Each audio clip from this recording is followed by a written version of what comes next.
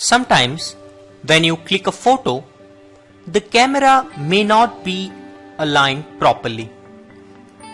Due to this, sometimes you get the picture which is not straight.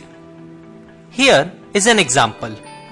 As you can see, the ground in this picture is not parallel to the frame. So the whole picture is giving an effect as it is taken a little bit cross.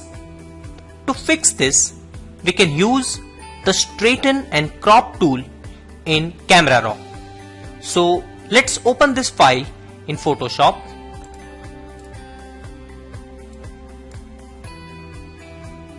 Here it is.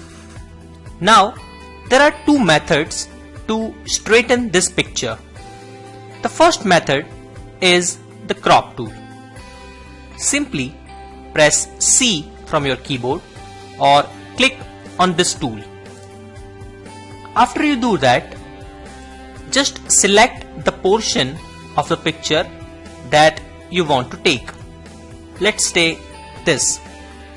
Now, if you move the mouse outside the selection, the arrow will become like this. You click and drag, and as you can see, you will be able to actually rotate the selection. So this is the new selection. Let's rotate a little more. Let's adjust this. You can also resize your selection using these corners, and for me, I think this will be okay.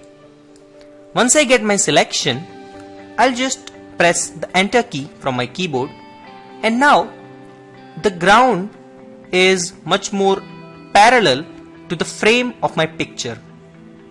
So this way it gives a perfect effect to the picture and removes the cross effect that was there when the photo was taken. Well, if you want to go back, just press Ctrl Alt Z from your keyboard once more.